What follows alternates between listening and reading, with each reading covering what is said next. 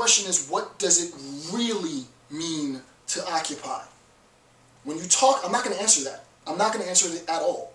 And if you didn't catch the significance of my question, you need to stop the video right now and rewatch the last half an hour of my lecture. Because the question is, what does occupation really mean? Right? How willing are you to occupy? My occupation has no time frame.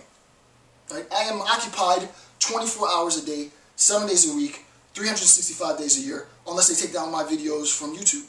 Right? I am perpetually in a state of occupation because these videos are here perpetually. And for those of you who go to Occupy and you film and you throw it up, you are occupied 24/7, 365. Right? Now, we recognize that, and I'm not going to, all I'm saying is,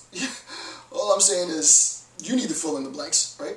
We recognize that insofar as we're talking about social transformation, this social transformation is different from previous generations of social transformation because we have a virtual social and a physical social, right? That virtual social and that physical social are both under transformation. And the question is, how do we define occupation and our occupation as occupiers in the movement, and how do we make sense of that with relation to the aims and objectives, as Foucault says, of those who currently have power. So, again, just you know, for all of you morons out there, I'm not speaking to the enlightened people that watch my videos. For all of you morons out there, keep in mind, it's like the scene in 300 where the messenger comes. He goes, no one ever threatens the messenger. I'm a messenger. My function in life, my social function in life, is to convey and transform and transfer information. I am a dealer of information. That's what I do for a living. That's what I am the best at.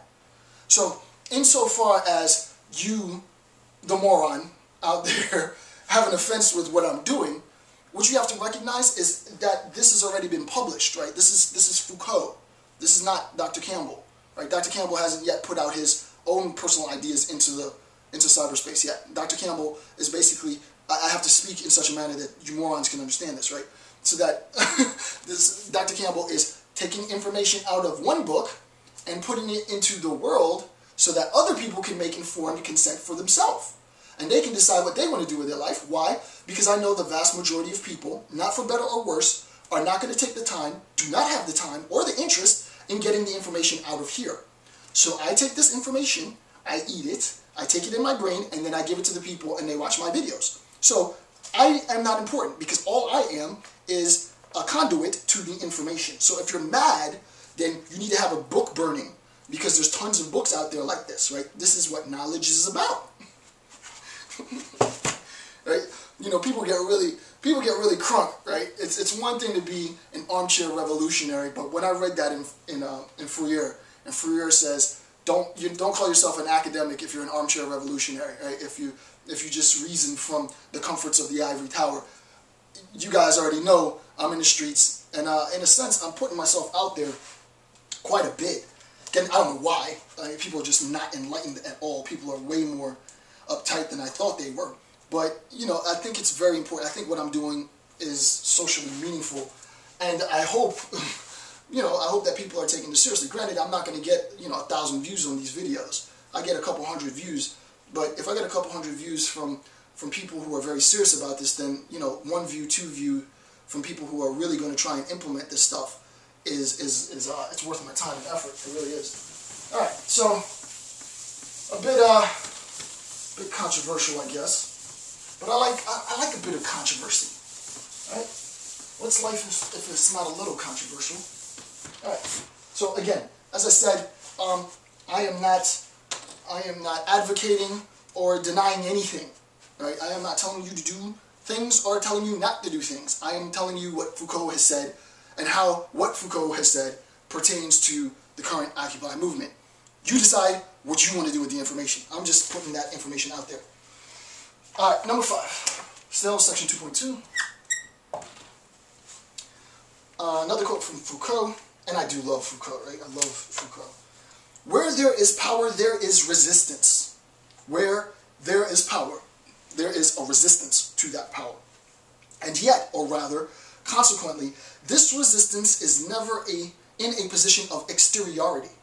It's not the case simply that the resistance to power is something that resides outside of power, because as we'll see in a minute, power is the theoretical framework for all of, I don't want to get a little too deep, all of our ontology and our epistemology, all of that which is sort of being in the world, capital is, and all of that which we can understand.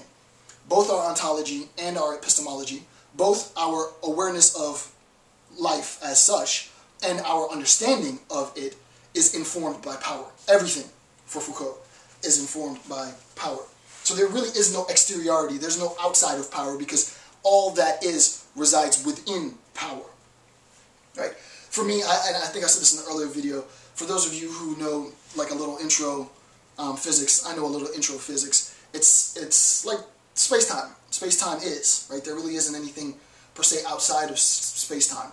Space-time serves, to my understanding, as sort of the foundation for basically everything. Power serves as the foundation for everything. Because in a sense, then you stumble into the problem of an infinite regress if it's, well, what is the turtle's story? And what's the turtle on? And what's the turtle on? This turtle's all the way down, right? For those of you who understand that metaphor. Okay. So where there is power, there is resistance, and yet, or rather, consequently, this resistance is never in a position of exteriority in relation to power. That's clear. It should be said that one is always inside power, right? There is no outside power,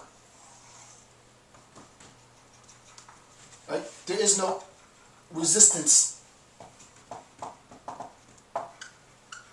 right? It's not this, right? There is no resistance outside of power. If this is power, there is no resistance outside. All of the resistance is resistance within power, within itself. And you can think about this in a personal level. On a personal level, my body is at all times fighting itself, literally. As I'm aging, I don't heal as quickly as I used to. As I age, I don't think, even though my mind's still pretty sharp, I don't think as quickly or as novelly as I used to, right? My body is, in a sense, resisting itself. Power as the edifice, as the superstructure, is in itself resisting aspects of itself. There is no, and now I sound like a real philosopher, right? There is no outside power. The resistance to power is within power, in a Foucauldian sense, right? It should be said that one is always inside power. There is no escaping it. There is no absolute outside where it is concerned. Top of page 12. These points of resistance are present everywhere in a power network. In a power network. These points of resistance are present everywhere in a power network. And I can't really draw this in a static 2D. I would need this to be animated in order for it to really make sense, but I'll try and explain it so that you have a conceptual idea. Hence, there is no single locus of great refusal. Right? It's not that resistance is here. Right? This is the source of all resistance. No. Resistance is everywhere, at all times, within the network, within the power network. Right? Inside of it, there's resistance everywhere. In the mechanism of a car, you can think of friction as being resistance. This is why we need lubrication and water, and we need oil, we need all these other things that we need, at least in sort of contemporary engines. I don't know what the engines of the future will look like, but the great threat to the mechanism, if the mechanism is a car, is the functioning of the mechanism, the car itself. The car itself is its biggest threat, right? You would think, oh, it's the weather or other cars. No, the greatest threat to the car is the car itself, right? In order for the car to be, the gears grind against gears. And if there's no lubrication, if there's no water, friction creates heat melts the gears, you got problems, right? Engine failure, and blah, blah, blah, blah, blah. The resistance isn't something that's coming out. It's not the weather that's the greatest threat to the car. It's not the impact of another car that's the biggest threat to the car. It's the car itself. Right? The resistance inherent within the mechanism of the car is the greatest threat to the car itself.